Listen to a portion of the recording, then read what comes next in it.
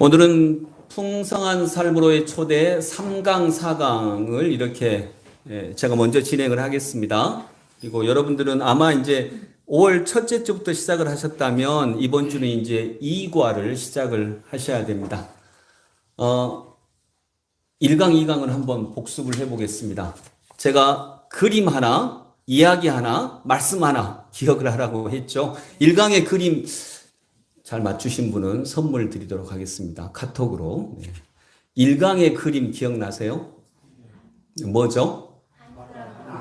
예. 다 맞추니까 어떻게 선물을 드릴 수가 없네. 1강의 그림은 하늘과 바다. 이야기는요. 그냥 짧게 한다면. 비행기 조종사가 고개 비행을 하면 맑은 날에는 어디가 하늘인지 땅인지 몰라요. 아니 바다인지 몰라요. 어떻게 한다고요? 뭘 믿지 말고?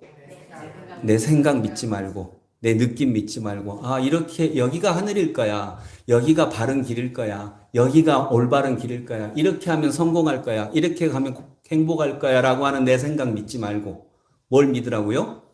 계기판. 거기서 계기판이 뭐예요? 하나님의 말씀이에요. 자, 2강의 그림. 전화. 이건 뭘 얘기하죠? 서울에 있는 아빠하고, 그러니까 서울에 있는 사람, 광주에 있는 사람하고 이렇게 소통을 하려고 할 때 안 되잖아요. 반드시 소통의 도구가 있어야 된다. 그러면 하나님은 하늘에 계시고 인간은 땅에 있는데 소통의 도구가 필요해요. 마찬가지로. 그 소통의 도구가 뭐라고요?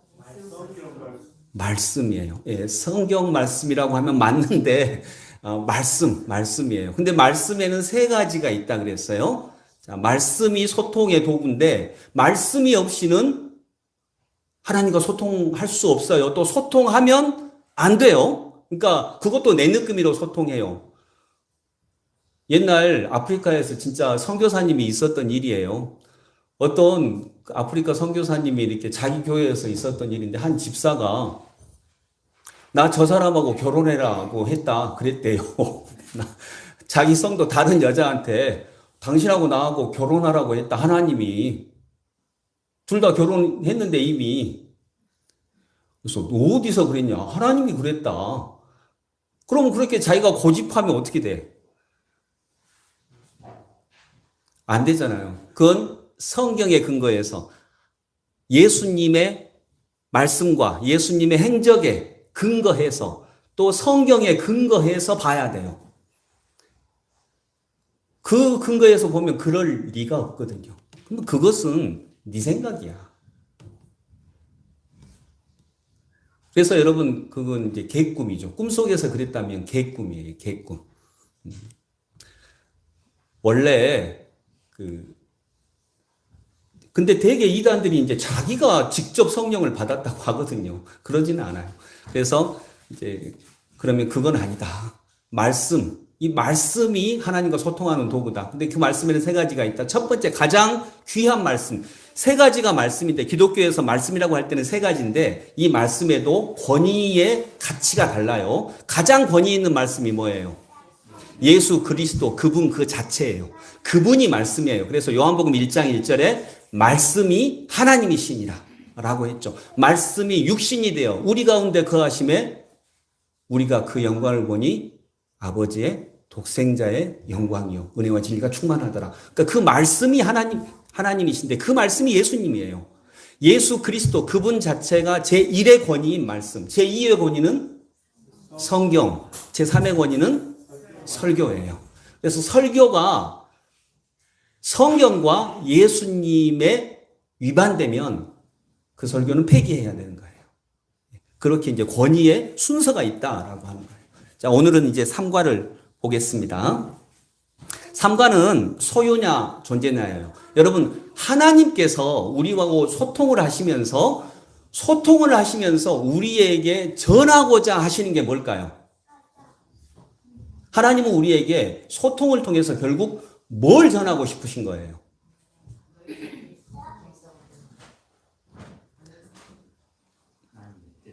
하나님의 뜻인데 우리가 뭐 하기를 바라는 거예요? 우리가 행복하기를 바라시는 거예요. 우리가 행복하게 살기를 하나님은 바라십니다. 항상 기뻐하라, 쉬지 말고 기도하라, 범사에 감사하라. 이는 그리스도 예수 안에서 너희를 향하신 하나님 아버지의 뜻이니라. 하나님의 뜻이니라. 뜻이에요. 하나님의 뜻은 이거예요. 기뻐하고 감사하고 간구하고 기도하는 것. 이게 하나님의 뜻이에요. 이게 그냥 한마디로 말하면 행복이죠. 우리가 행복하게 살기를 하나님은 바라세요. 그러기 위해서 소통하시는 거예요. 왜냐하면 하나님이 생각하는 행복의 길과 인간이 생각하는 행복의 길이 다르니까 우리는 반드시 하나님의 길을 물어야 한다는 거죠. 여러분, 근데 세상적으로 볼 때는 어떻게 해야 행복할 수 있다고 생각하나요?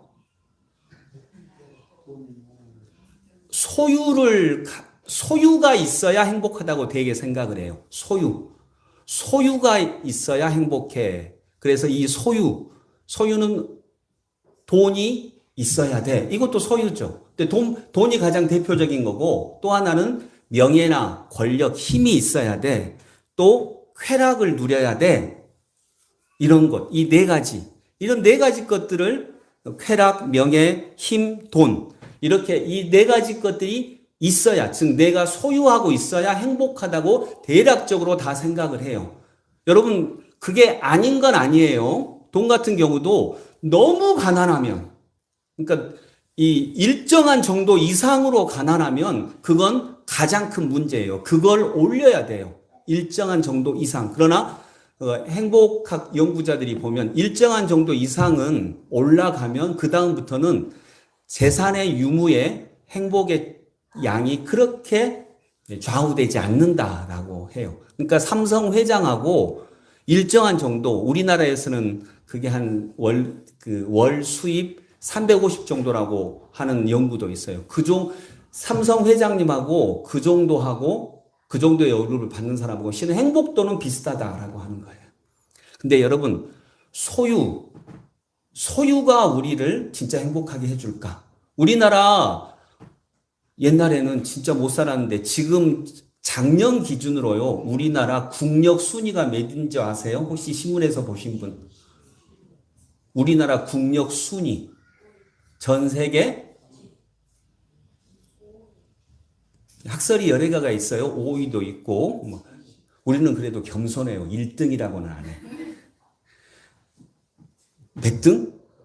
6위예요, 6위. 작년 순위가 6위. 유엔에서 조사한, 유엔인가 어디선가 조사한 순위, 어디서 조사했는지 모르겠네. 글로벌 국력 순위라고 해서 작년에 신문에 많이 나왔죠. 미국, 중국, 러시아, 독일, 영국 다음으로 우리가 6위예요.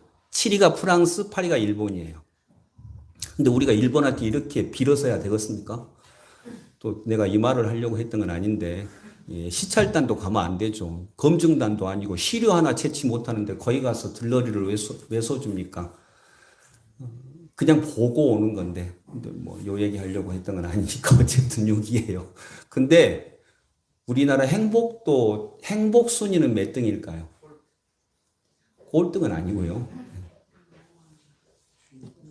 한 100개국 정도를 조사를 했는데 58등 정도예요. 중간 밑에예요.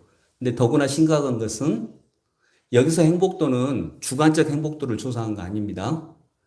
그 국력, 경제력, 그다음에 사회적 자유, 이런 여러 가지 요소들을 그리고 건강, 기대 수명, 이런 것들을 7개 분야를 조사를 해서 평균을 낸 거예요. 그래서 1등이 덴마크 이렇게 되는데, 이런 평균적인 행복 지수가 우리나라 58등이에요. 일단 경제력이 좋으니까 상당히 올라갔어요. 근데 1등이 핀란드인데요. 1등이 덴마크인데 주관적 행복도 조사를 해요. 그러니까 국민들을 약 1000명 정도를 다 물어가지고 그냥 너 행복하냐 안 하냐 이거 물어보는 거예요.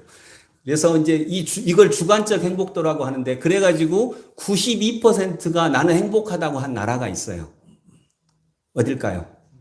핀란드가 아니에요. 노르웨이도 아니고 부탄이에요. 부탄. 그 히말라야 산맥에 있는 조그만 나라 부탄이 92%가 나는 행복합니다. 이렇게 했는데 주관적 행복도 지수는 우리나라가 훨씬 밑에예요. 내가 느끼는 내 행복도 수치는요. 자, 우리나라 잘 삽니다. 그리고 지금은 옛날에는 뭐 중진국이다 그랬는데 요즘엔 그냥 우리나라 선진국이라고 얘기합니다. 우리나라 선진국 잘 삽니다. 근데 우리나라 행복도는 굉장히 낮습니다. 청소년 자살률 OECD 국가 중 1등, 노인 자살률 1등, 어린이 행복도 꼴등. 우리나라 안 행복합니다. 그러면 뭐냐면 소유로 인해서는 진짜 행복할 수 없다고 하는 살아있는 증거가 우리입니다. 소유를 얻어서는 소유로 인해서는 진정으로 행복할 수 없다라고 하는 살아있는 증거가 우리 대한민국입니다. 자, 그렇다면 진짜 행복은 어디서 오는 것일까요? 이제 이걸 좀 찾아봐야 되겠죠. 진짜 행복은 어디서 오는 것일까? 소유가 아니라면 뭐죠? 소유가 아니라면 관계에서 옵니다. 관계에서 오는 거예요. 그래서 이 관계는요, 자, 그냥 관계가 뭘까 한번 그림, 이 대표 그림, 근데 이 그림인데요. 요거 한번 꺼주세요. 근데 제가 이 대표 그림하고 대표 이야기를 찾는데 정말 어렵더라고요. 이게 언뜻 봐서는 아무것도 아닌 것 같은데 진짜 어려웠어요. 그래서 이 그림은 바뀔 수 있습니다. 대표 이야기도 바뀔 수 있습니다. 자, 이 아이는 지금 재밌게 웃고 있는데 지금 계절이 언제인 것 같아요? 여름이요. 여러분 여름 좋아요, 싫어요? 좋아요. 예.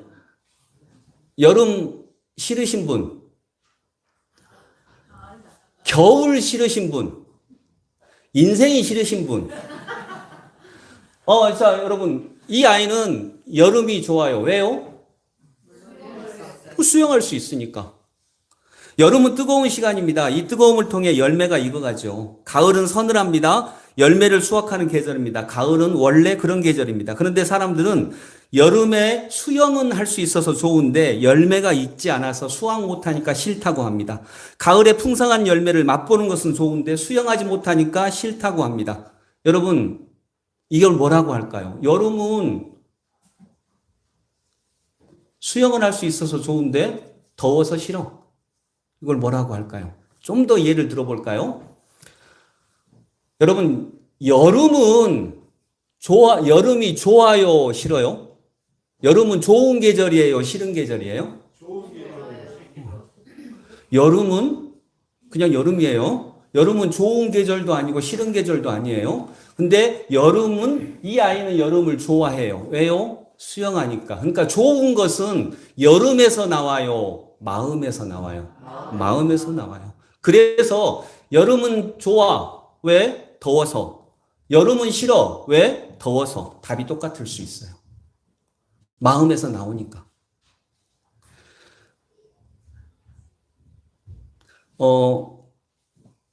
남편이 또는 배우자가 아내가 자 이제 자기 배우자를 생각을 해보세요. 만약 남편을 예를 들어보면 남편이 굉장히 결단력이 있는 사람이에요.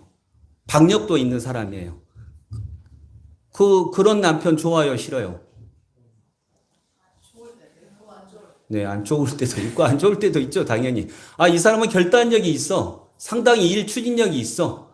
그냥 탱크처럼 밀고 나가는 힘이 있어. 근데 되게 그런 성향의 사람들은 굉장히 따뜻하고 부드럽나요? 아니면 좀 그런 면은 떨어지나요? 네? 그런 면은 떨어져요. 그건 그 사람의 성향이에요. 네? 본인이 둘 다 가졌다고요? 그러니까 이게 둘 다 가졌을지는 모르지만 자기 이해 능력이 떨어지잖아요. 굉장히 떨어지는 거죠.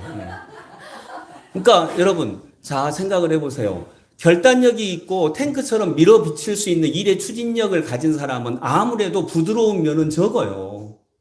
근데 배우자 입장에서는 원하죠. 결단력이 있을 때는 결단력이 있으면 좋겠고 또 나한테는 부드러웠으면 좋겠어. 부드러운 것도 나한테만 부드러워야지 옆집 아줌마한테 부드러우면 안 돼. 그건 또. 근데 이걸 뭐라 그래요? 이걸 욕심이라고 해요. 왜 욕심이냐?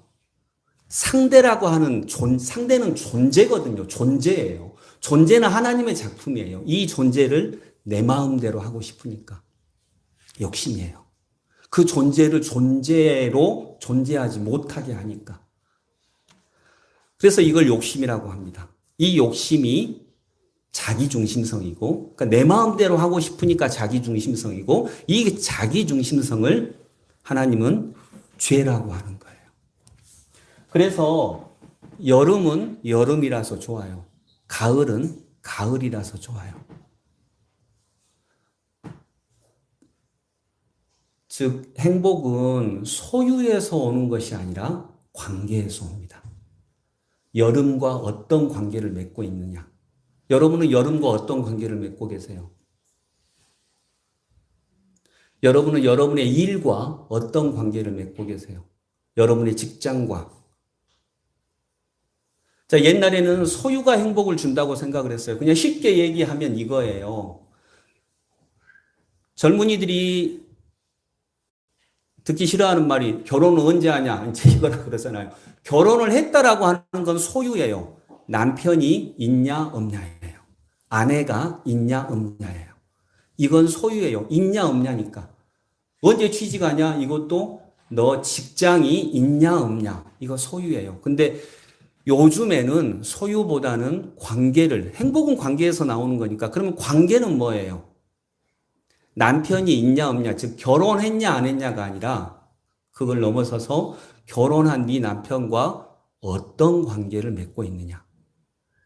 결혼한 네 아내와 너는 관계가 어떠느냐. 부모와 관계가 어떠느냐. 네가 다니는 직장과 너는 어떻게 관계를 맺고 있느냐예요. 이건 하나님이 우리에게 주신 것이니까. 그래서 소유보다는 관계가 우리의 행복에 더 중요한 영향을 가진다는 거죠. 여름은 더워서 싫어. 말이 틀렸나요? 맞아요. 여름은 더워서 좋아. 틀렸나요? 맞아요. 그게 그 사이에서 작용하는 게 신앙이에요. 내가 이걸 어떻게 바라보고 어떻게 대응하고 어떻게 해석할 것인가에 대한 문제인 거죠. 그래서 이 그림 기억하시면서 여러분 오늘 말씀이 하나님의 뜻은 뭐냐? 항상 기뻐하라. 쉬지 말고 기도하라. 범사에 감사하라. 이는 그리스도 예수 안에서 너희를 향하신 하나님의 뜻입니다. 하나님의 뜻이에요. 하나님의 뜻. 하나님의 뜻은 이거라는 거죠. 근데 우리는 내 마음대로 되기를 원해요. 내 마음이 고장난지도 모르고 내 마음대로 되기를 원해요. 여러분 꽃 보면 어떤 사람은요, 꽃 보면, 야, 꽃 보니까 기분이 좋다, 이럴 수 있죠. 근데 어떤 사람은 꽃 보니까 이거 돌아가신 우리 아버지가 좋아하신 꽃인데 슬프다, 이럴 수 있어요. 꽃이 여러분을 슬프게 한 거예요? 아니면 내 마음이 그냥 슬픈 거예요? 마음이 슬픈 거예요. 꽃이 슬픈 게 아니라, 왜냐하면 어떤 사람은 그 꽃 때문에 기쁘거든요. 그러니까 그 마음을 어떻게 다뤄갈 것인지, 이게 이제 작년 가을에 한번 설교를 했었는데, 이건 불교의 영성하고도 연관이 되어 있고요. 그러나 불교의 영성보다 더 깊은 게 기독교의 영성이에요. 그 다음에 그 마음을 어떻게 다뤄갈 것인지, 그리고 이 마음을 내가 스스로 절대로 다뤄갈 수 없을 때, 정말 효율적으로 다뤄가는 기독교, 또 예수 그리스도의 은혜가 있는데 이 은혜를 어떻게 만날 것인지 이제 그러한 것들이 그때 좀 중요하게 얘기됐던 내용이 있어요. 그래서 여러분 그렇게 이걸 다뤄가는 것이 신앙입니다. 그래서 3강은요. 소유냐 존재냐. 진짜 행복은 어디서 온다고요? 소유냐 존재냐가 아니라 소유냐 관계냐. 진짜 행복은 관계에서 와요. 이 관계의 핵심이 뭐냐? 무조건적인 사랑이에요. 무조건적인 사랑이라고 하는 말은 뭐냐면 그 존재를 인정한다는 거예요. 인정. 그 존재는 하나님으로부터 나온 것이니까 그 존재를 인정한다는 거예요. 여름이라고 하는 존재를 그대로 인정하고 가을이라고 하는 존재를 그대로 인정하고 그대로 받아들이고 영접하고 아름답게 영접한다라고 하는 거죠. 그래서 이 속에서 하나님의 뜻을 우리가 살펴볼 수 있고요. 다음 4강은 그 말씀은 항상 기뻐하라 이 말씀이에요. 자, 4강은요. 자, 진짜 행복은 어디서 나온다고요? 관계에서 나와요. 자, 관계에서 나오는데 이 관계를 향한 하나님의 원래 계획이 있어요. 이 원래 계획이 5가지의 영역으로 있습니다. 풍삼초에는 4가지 영역이라고 했는데 저는 한 가지 영역을 더 꼭 추가하고 싶어요. 5가지 영역에서의 사랑의 관계를 맺을 때 인간은 행복하다라고 하는 거예요. 그 첫 번째 관계가 하나님과 나와의 뭐죠? 하나님과 나와의 관계예요. 하나님과 나와의 관계. 두 번째가 나와 내 자신과의 관계. 세 번째가 나와 이웃과의 관계. 네 번째가 나와 세상과의 관계. 근데 하나 추가하고 싶은 게 나와 가정과의 관계예요.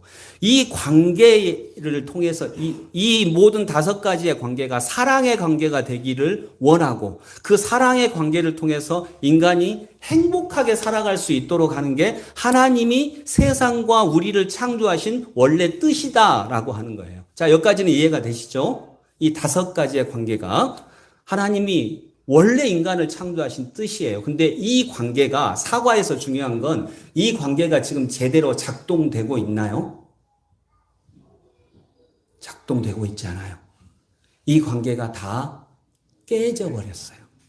그래서 깨어진 세상이라고 하죠. 이 관계가 다 깨어져 버렸어요. 하나님과 우리의 관계도 깨졌고 나와 내 자신과의 관계도 깨졌고 그래서 자존심만 강한데 자존감은 오히려 낮고 이렇게 깨어져 버렸어요. 근데 여러분 세상이 깨어져 버린 가장 명백한 증거를 하나 대라고 안 믿는 사람이 여러분한테 말한다면 여러분은 뭘 대시겠어요? 세상이 깨진 증거를 한번 대봐. 뭘 대시겠어요? 물질 만능주의. 네. 그래서 여러분들은 물질 만능주의에서 벗어나기를 바랍니다. 돈에 욕심 부리지 말고 돈을 저를 좀 주시면 좋겠어요. 네.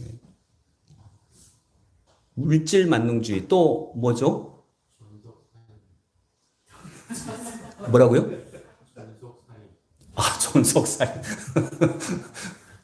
자, 여러분 세상이 깨진 증거를 얘기를 하자면 여러분들 머릿속에 뭐가 먼저 나와요?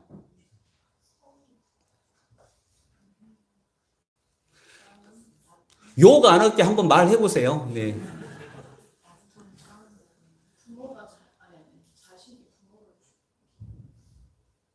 자식이 부모를 막 위해하고 죽이고 그런 거.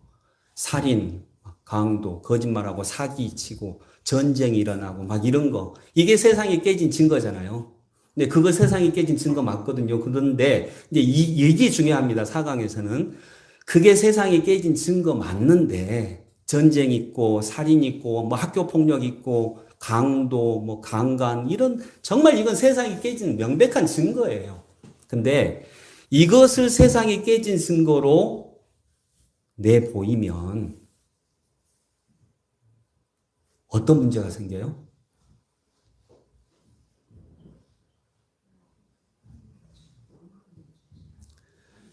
세상이 깨진 증거를 대봐라고 할 때 살인, 강도, 사기, 전쟁 이런 것들을 대면 나는 걔들보다 좀 나아요. 그러니까 무슨 얘기냐? 구원이 나한테 별로 절실하지 않아요. 왜냐하면 나는 그럭저럭 괜찮은 사람이거든요. 여러분이 막 살인 저지르고 안 그랬잖아요. 막 사람을 죽이고 강도짓하고 이런 사람도 있기는 있지만 극소수잖아요. 그러면 보통의 사람들은 나는 괜찮은데? 내가 뭐 얼마나 죄를 졌다고 나는 괜찮은데 라고 하면 구원이 나한테는 그렇게 절실한 문제가 아니에요. 나는 예수 안 믿어도 될 것 같아요. 내가 도덕적으로 100점은 아닌 거 알아요. 100점은 아니지만 그렇다고 해서 내가 그냥 평균 내면 나 평균 이상인데. 그러면 구원이 나한테 예수 그리스도의 십자가가 나한테 그렇게 절실한 문제가 되지 않아요. 구원은 저놈들이 받아야 돼. 저 나쁜 놈들이 받아야 되지. 나는 거기서 약간 벗어나 있어. 그러면 구원이 나한테 절실한 문제가 아니에요. 그냥 고백은 그렇게 하는데 나한테 구원은 썩 그렇게 중요한 문제가 안 되는 거예요. 그러면 세상이 깨진 증거를 뭘로 대야 될까요?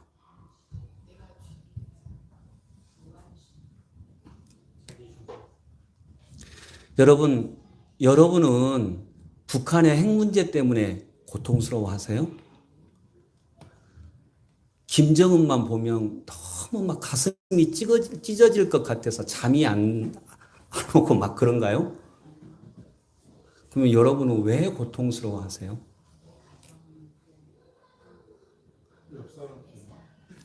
옆 사람 때문에. 거기서 옆 사람이 오른쪽에 옆 사람이 왼쪽에 옆 사람이에요. 예, 그렇죠. 예. 타인 이해 능력은 굉장히 우수해요.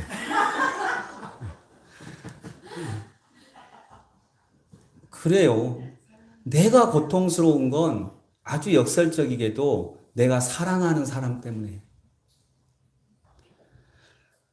나를 고통스럽게 하고 내가 가장 괴롭고 내가 정말 죽을 것만큼 힘든 것은 내가 사랑하는 사람들 때문에 그래요. 그러니까 나한테도 구원은 절실해요. 왜냐하면 나는 사랑에 대해서 배워보지 못했거든요. 잘못된 사랑을 하고 있거든요. 즉, 내 뜻대로 사랑하고 있거든요. 내 뜻대로. 이 그림은 그 사도라고 하는 영화의 포스터예요. 근데 여기 이제 송강호 씨가 연기하는 이분이 어느 역할이에요? 영조 역할. 이 밑에 이분 요즘에 신문에 많이 나왔죠. 우리 유 씨.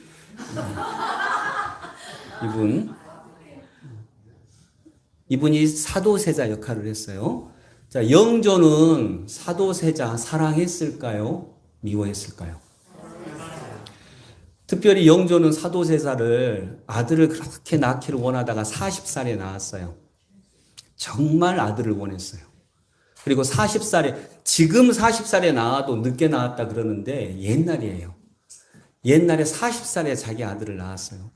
정말 사랑했어요. 그리고 그토록 극진하게 이 사도세자를 키웠죠. 그런데 결국 자기 손으로 죽여요. 사랑했죠. 사랑 안 했을 리가 없어요. 정말 사랑했어요. 근데 그 사랑이 자기 방식의 사랑이에요. 내 뜻대로. 성경에는 사랑은 오래 참고 사랑은 온유하고 시기하지 않고 자랑하지 않고 교만하지 않고 무례하게 행하지 않고 모든 것을 바라며 모든 것을 견디며 이렇게 했는데 그냥 사랑을 내가 원하는 방식대로 내 뜻대로 이렇게 하다 보니까 사랑하면 할수록 고통스러운 거예요. 하나님은 사랑을 그렇게 얘기하지 않았는데 사랑하면 할수록 고통스러워서 나중에는 결국 사랑했기 때문에 죽이는 거죠. 죽일 수밖에 없게 되는 거예요. 이것이 인간의 사랑의 역설인 거죠. 그래서 하나님의 원래 계획은 이 5가지의 관계에서 우리가 정말 사랑하기를 원했는데 이게 깨어졌어요. 세상이 깨진 증거는 강도도 아니고 살인도 아니에요. 나예요, 나. 사랑은 정말 좋은 것인데, 사랑은 정말 좋고 가슴 떨리고, 사랑은 너무너무 아름다운 것인데, 이 사랑 때문에 우리가 온갖 고통을 다 겪는 거예요. 왜냐하면 우리 방식대로 사랑하니까. 내 방식대로 사랑하니까. 그래서 사사기 21장 25절 찾아보세요. 사사기 21장 25절. 사사기의 제일 마지막 구절입니다. 사사기 21장 25절.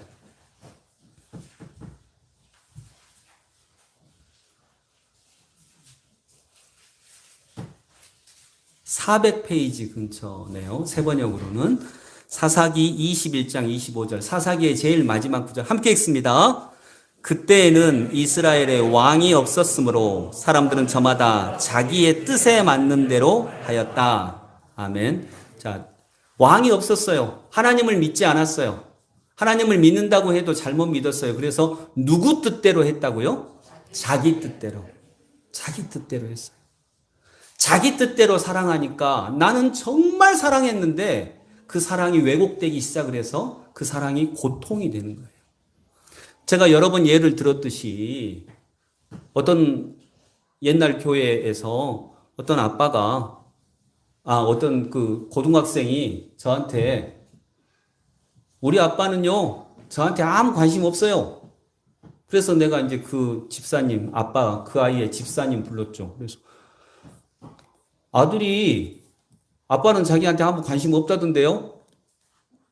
그러니까 그 아빠가 맞아요. 저는 우리 아들한테 아무 관심 없어요. 그랬나요?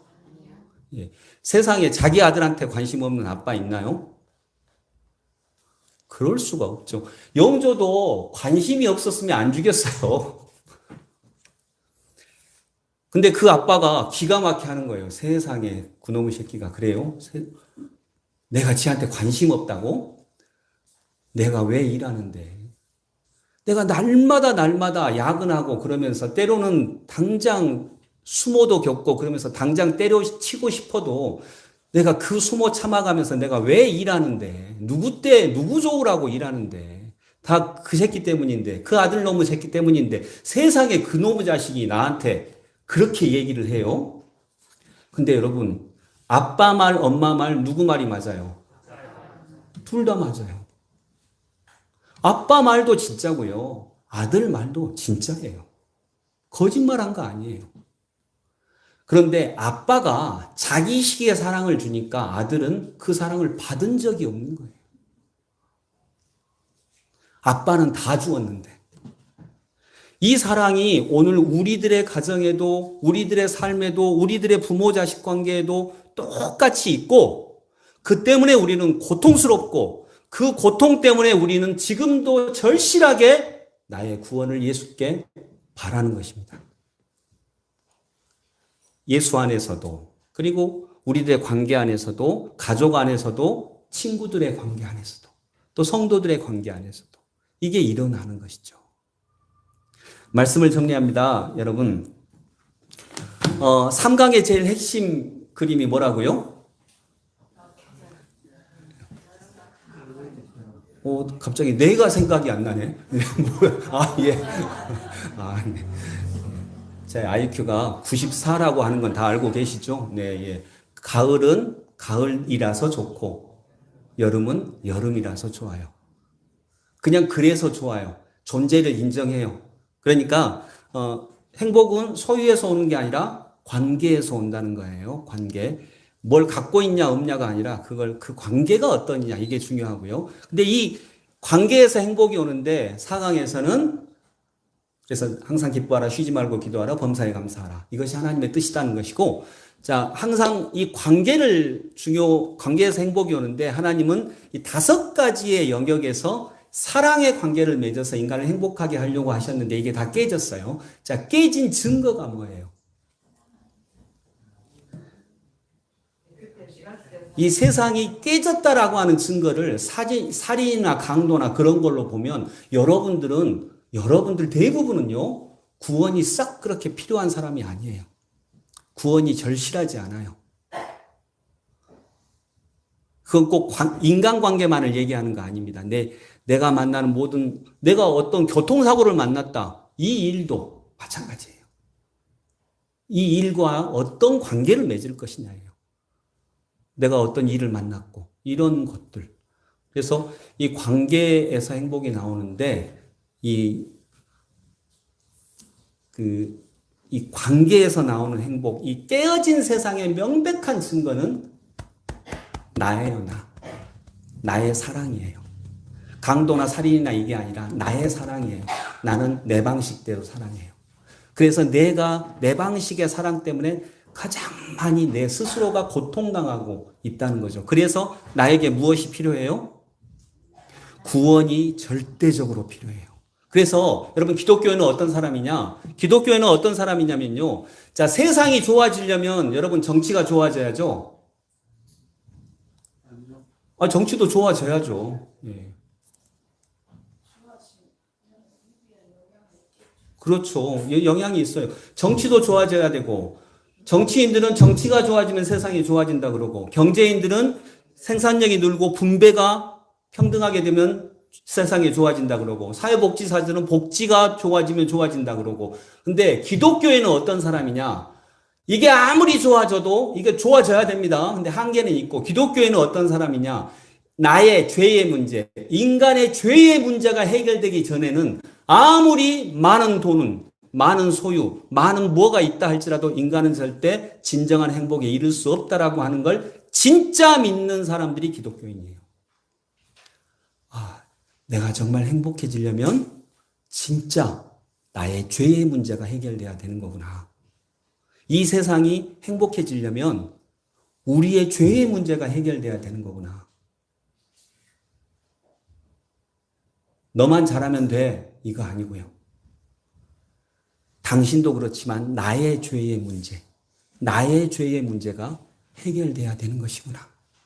이걸 진짜로 믿는 사람들이 기독교인이에요. 여러분, 근데 이게 맞지 않아요? 안 맞는가 보구나. 자요, 내가 머리가 아파.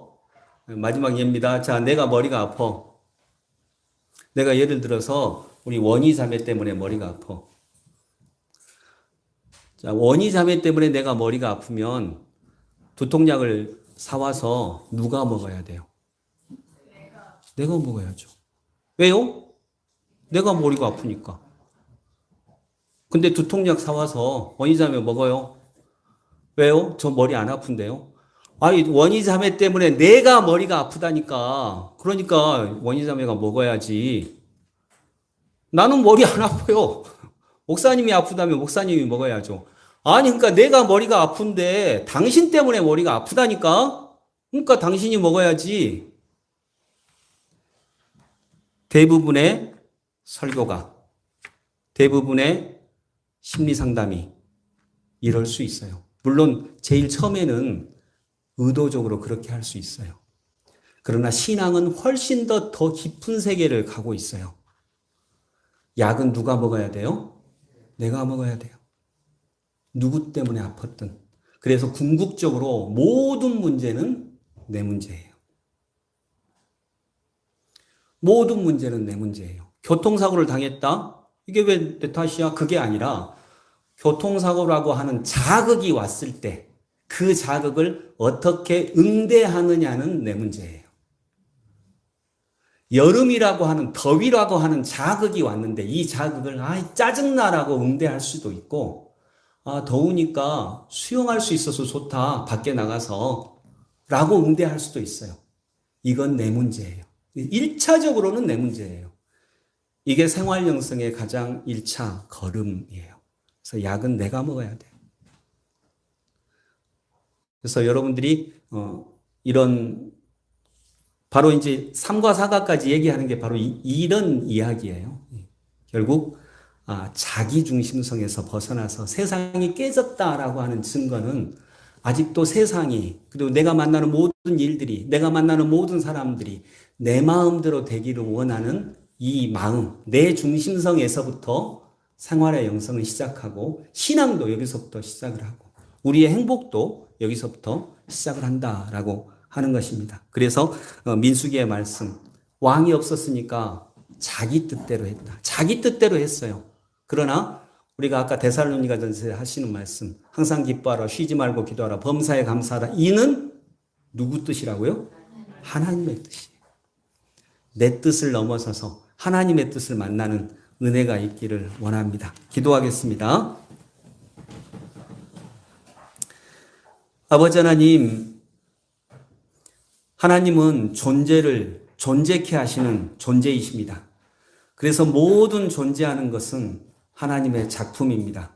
아버지 하나님, 그러하기에 이 존재하는 것들을 내가 잘 영접하고 받아들이고 그리고 내 마음대로 내 식대로 판단하지 않고 하나님의 말씀에 따라서 그를 상대하고 응대하고 그 속에서 나오는 관계 때문에 행복할 수 있는 저희 모든 성도들이 되게 하여 주옵소서.